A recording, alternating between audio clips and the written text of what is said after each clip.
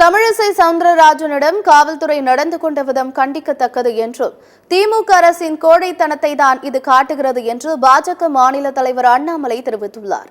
சென்னை விமான நிலையத்தில் செய்தியாளர்களை சந்தித்த அவர் இவ்வாறு கூறினார்.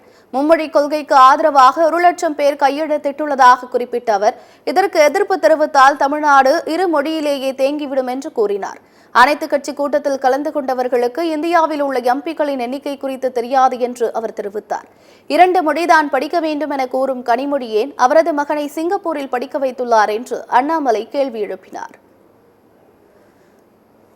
கையெழுத்து இயக்கத்தை நடத்தி கொண்டிருக்கக்கூடிய பாரதிய ஜனதா கட்சியினுடைய தலைவர்கள் தொண்டர்களை சீண்டுவது, குறிப்பாக இன்னைக்கு சென்னையில் அக்கா தமிழிசை சவுந்தரராஜன் அவர்களை கைது செய்திருப்பது, அது மட்டும் இல்லாமல் ஒரு முன்னாள் ஆளுநருக்கு ஒரு புரோட்டோகால் இருக்குது. சாமானிய மனிதராக இருந்தாலும் கூட அவங்ககிட்ட காவல்துறை கிட்டத்தட்ட 3 மணி நேரம் நடந்து கொண்ட விதம், இதெல்லாம் கூட நாங்கள் வன்மையாக கண்டிக்கிறோம். அக்கா கனிமொழி அவர்களுடைய மகன் சிங்கப்பூர் சிட்டிசன். கனிமொழி கருணாநிதி அக்காவுடைய பையன் சிங்கப்பூர் சிட்டிசன். உலகத்தரம் வாய்ந்த நாட்டில் அவர் படிச்சுட்டு இருக்கார். ஆனால் அக்கா மட்டும் மைக் எடுத்து இல்ல தமிழ்நாட்டில் குழந்தைகள் 2 மொழி தான் அப்படி பேசுற அக்கா ஏன் கனிமொழி அக்காவுடைய பையனை கவர்மெண்ட் ஸ்கூல்ல சேர்த்து 2 மொழி படிச்சு வைக்கல? இந்நிலையில் தொகுதி மறுசீரமைப்பு குறித்து எந்த அறிவிப்பும் வராத நிலையில் அனைத்து கட்சி கூட்டம் எதற்கு என்று அண்ணாமலை கேள்வி எழுப்பிய நிலையில் பிரச்சினை வருவதற்கு முன்பே தமிழ்நாட்டின் மீது அக்கறையுள்ள கட்சிகளை ஒருங்கிணைத்துள்ளதாக கனிமொழி விளக்கமளித்துள்ளார்.